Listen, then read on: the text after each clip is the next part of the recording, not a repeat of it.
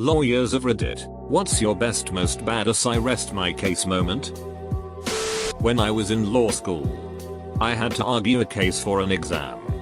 I was the last in my class to go, so there wasn't anyone arguing against me. I opened with a motion to dismiss since opposing had failed to show. The judge grading me chuckled and said to shake counsel. I still had to go forward, but we got off on the right foot and I ended up with an A. I was prosecuting some kid.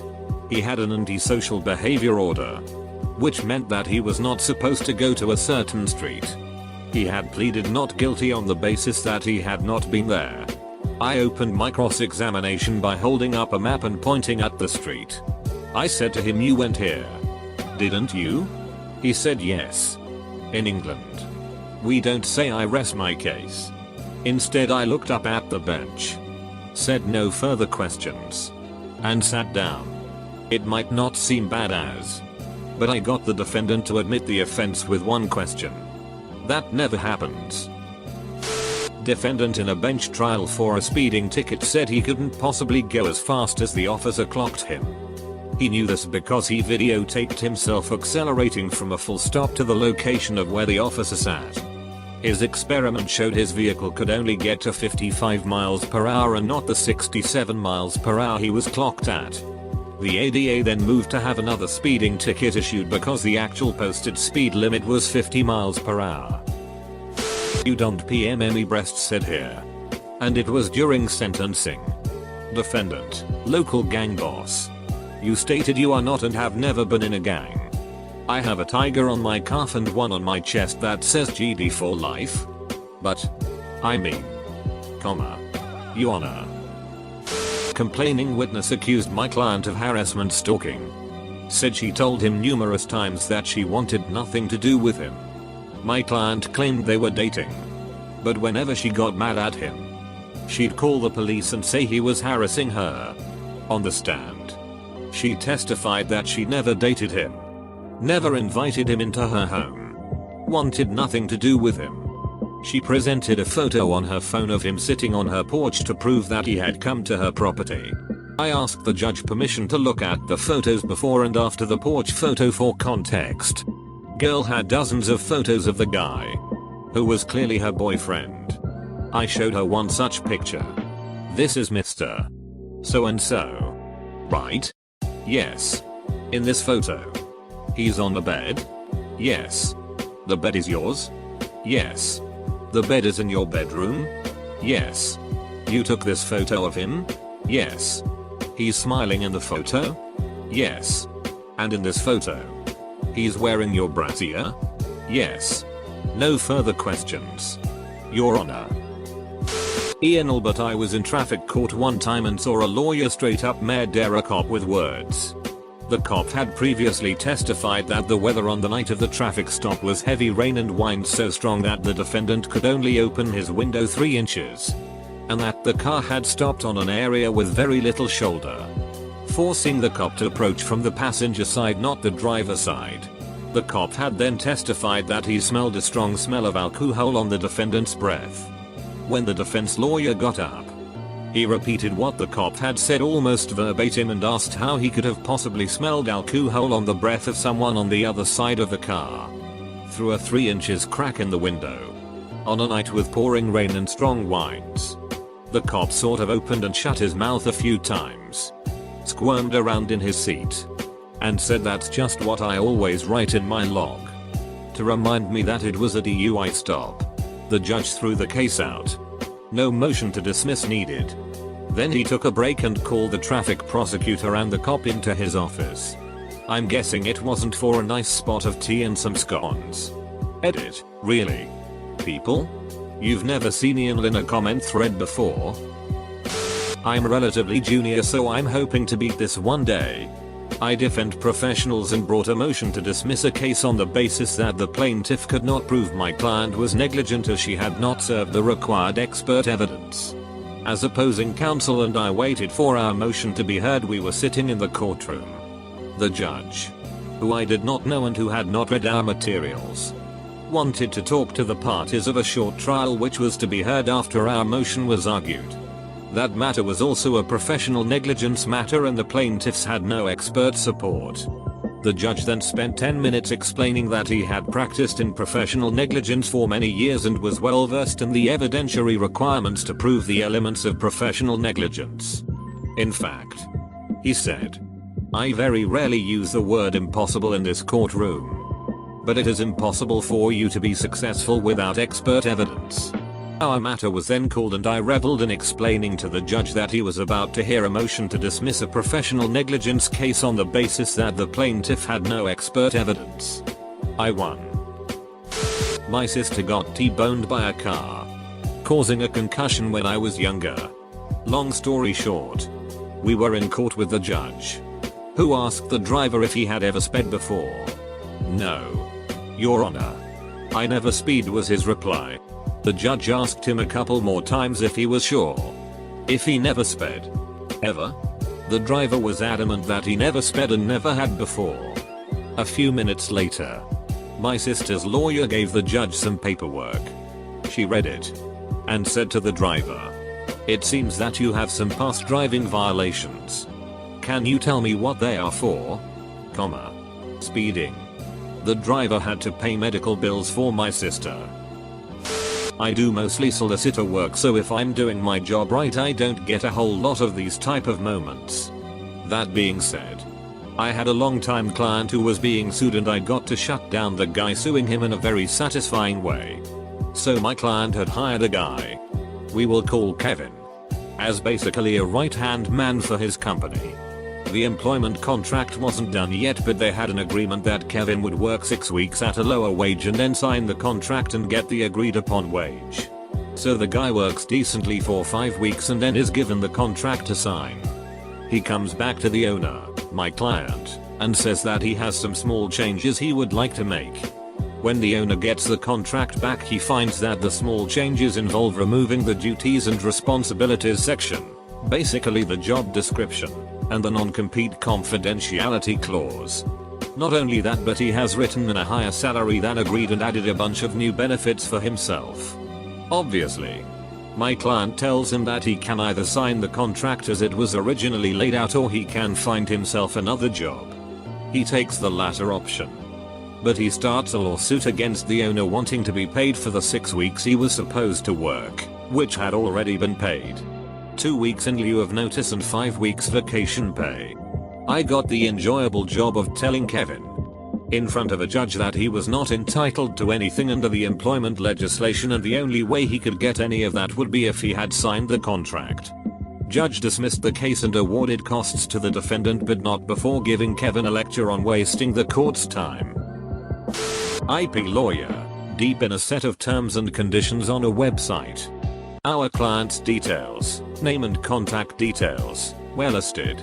So it is very evident that they just copy-pasted our client's legal terms and conditions and missed a couple of details they needed to change.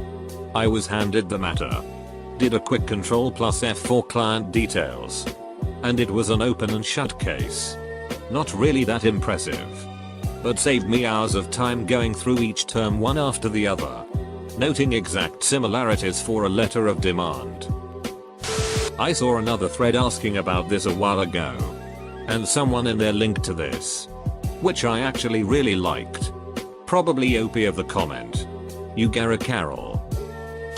As a young attorney, I had stated a claim that an insurance company was dragging out a case in bad faith, in hopes that my elderly client would die before they had to pay him.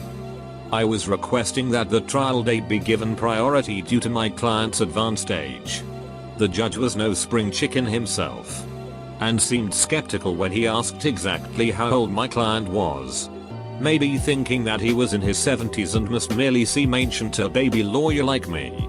When I responded that my client was 92, and the case has already gone on for 5 years, the judge was visibly shocked, and immediately granted my motion for priority, shutting down the insurance company's attorney's attempt to respond. They wrote us a check for $1 million the next week. I was representing a woman with a severe neck injury. Opposing counsel presented a test result that showed her cervical exam was normal. I felt almost bad when I pointed out he had the wrong cervical area in mind. I'm not a lawyer, but the most memorable court scene I witnessed was 1968. Sacramento car. I was waiting to be tried in traffic court, my usual speeding, before Earl Warren Jr., the son of the great Earl Warren of Supreme Court fame. The guy before me was being tried for reckless driving. When it got down to sentencing, Earl Warren Jr. ordered some nominal fine and had the defendant attend traffic school. The defendant got all upset and began ranting how he didn't need to go to traffic school. As the defendant slowed down, Earl Warren Jr. calmly stated, "I cannot make you attend traffic school. I can only issue the order for you to attend. If I find after 2 weeks you have not attended, I will issue an warrant for your arrest and place you in county jail for 30 days. At the end of which I will renew the order for you to attend traffic school. So we can keep you going in and out of jail until you decide to attend traffic school." The guy just grumbled and walked out of court. Don't know if he did go. I certainly did when I got a similar sentence. It wasn't at trial, though we had one of those and I won it easily. Just always stuck with me because of how clearly the law supported my position to the point that it was inarguable otherwise, and also because of how ridiculous the claim of monetary damages was. Guy moved out of his apartment, turned in his keys, then came back 15 days later demanding access so that he could retrieve belongings that he had left behind, which at that point had been trashed. It was just some minor furniture type items. Lampshade is the only thing I clearly remember, and a box of his college notebooks, that is, notes he took during class. He is furious and sues the landlord in small claims for $5,000, state maximum, because his notebooks have such huge value apparently. They hire me and I respond, which moves the case out of small claims. It's just the way it works here after time in our legal advice. I know this is not the case for every state, but our rule is better than yours. But enough aside. This puts him at a huge disadvantage because now he can't rely on the lax rules of small claims, so he goes out and hires a lawyer.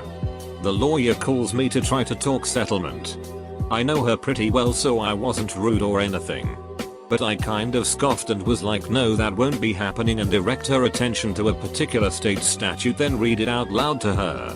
This statute, unlike everything else in the law, isn't overly long or wordy or hard to follow. It just says bluntly that when someone actually moves out and gives notice of this, items left after 10 days are abandoned. Period. End of story. I could feel her deflate on the phone and encouraged her to dismiss the suit. She did not. We proceeded to a short bench trial in district court that we won.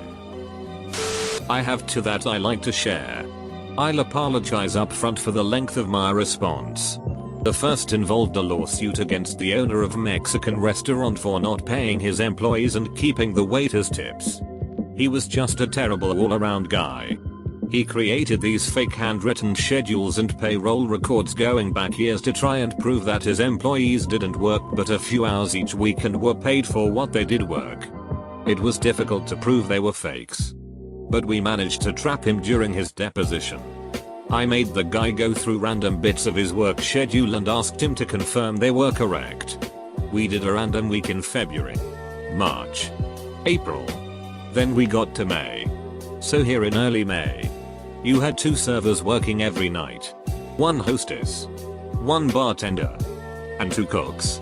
Yes. And that didn't fluctuate. You didn't have a need for extra staff on, say, weekend nights? No. It was very steady no matter the day.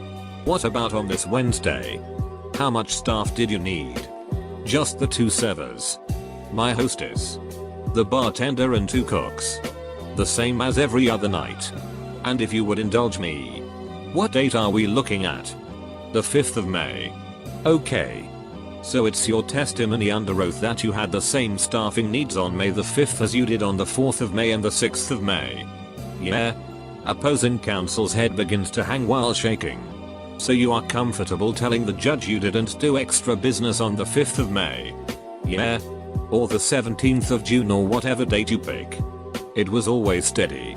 You have no problem walking into court and telling the judge and the jury, under oath, that your Mexican restaurant didn't need any extra help on the 5th of May. That these schedules and payroll records you've produced are 100% accurate. For Cinco de Mayo? You are totally comfortable with doing that? Yeah? Capital I. Oh. The case settled within a week. Story 2. State law enforcement was trying to prosecute a local cop for accessing name and address information for an individual in the state's criminal justice computer system to help a friend who was a process server.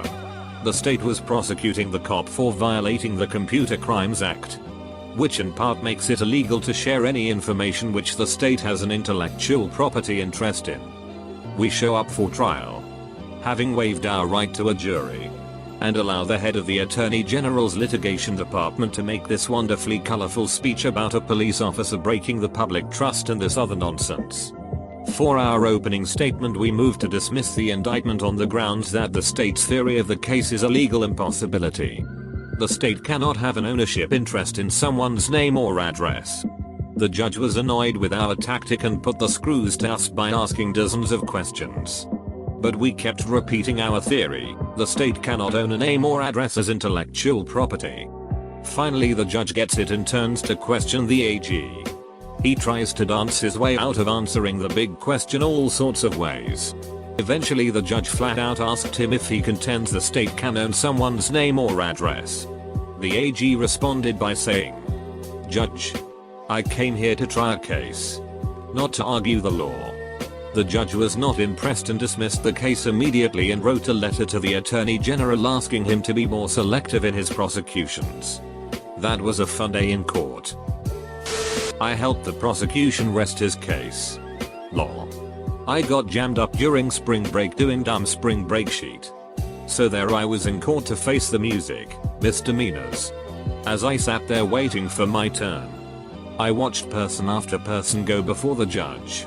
The prosecutor read their charges and some information from the police report, stating what the potential max sentence was for each all.